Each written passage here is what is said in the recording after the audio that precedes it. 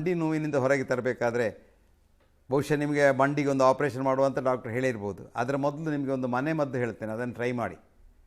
ಈ ಆ ಗಾಯ ಇದ್ದ ಮಂಡಿಯಲ್ಲೆಲ್ಲ ಗಾಯ ಯಾಕೆ ಅಂತ ಕಂಡು ಹಿಡಿದು ಅದಕ್ಕೊಂದು ಮದ್ದು ಮಾಡಿ ನಿಮ್ಮ ಡಾಕ್ಟ್ರ್ ಹತ್ರ ಕೇಳಿ. ಗಾಯ ಇಲ್ಲದ ಮಂಡಿಗೆ ಒಂದು ಮನೆ ಮದ್ದು ಹೇಳ್ತೇನೆ.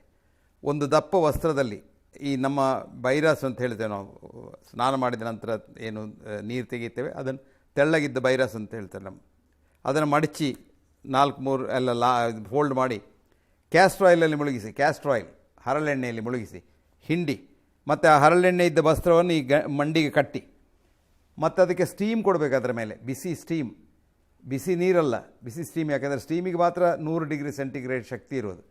ಸ್ಟೀಮ್ ಹೇಗೆ ಮಾಡೋದು ಮನೆಯಲ್ಲಿ, ನಿಮ್ಮ ಪ್ರೆಷರ್ ಕುಕ್ಕರ್ ಉಂಟಲ್ಲ ಅದರಲ್ಲಿ ನೀರಿಡಿ, ನೀರನ್ನು ಕುದಿಸಿ, ಆವಾಗ ಆವಿ ಬರ್ತದೆ ಮೇಲೆ ಆ ವಿಸಿಲ್ ಆಗುವಲ್ಲಿ, ಆ ವಿಸಿಲ್ನ ನಾಬ್ ತೆಗೆದು ಅದಕ್ಕೊಂದು ರಬ್ಬರ್ ಟ್ಯೂಬ್ ಹಾಕಿ ಗಟ್ಟಿ, ಆ ರಬ್ಬರ್ ಟ್ಯೂಬಿನಲ್ಲಿ ಆವಿಯನ್ನು ತಂದು ಆ ವಸ್ತ್ರದ ಮೇಲೆ ಕೊಡಿ. ಆವಿಯನ್ನು ಚರ್ಮದ ಮೇಲೆ ಕೊಡಬೇಡಿ, ಚರ್ಮ ಬಿದ್ದು ಹೋಗ್ತದೆ, ಸುಟ್ಟು ಹೋಗ್ತದೆ. ಆ ವಸ್ತ್ರದ ಮೇಲೆ ಕೊಡಿ. ಆ ಬಿಸಿ ಆ ಕ್ಯಾಸ್ಟ್ರ್ ಆಯಿಲ್ನಿಂದ ಹೋಗಬೇಕು. ಒಳಗೆ ಹೋದವಾಗ ಅಲ್ಲಿ ಒಂದು HSP70 ಪ್ರೋಟೀನ್ ಅಂತ ಎನ್ಸೈಮ್ ಉಂಟು, ಅದನ್ನು ಸ್ಟಿಮ್ಯುಲೇಟ್ ಮಾಡಿ ನೋವನ್ನು ತೆಗೀತದೆ.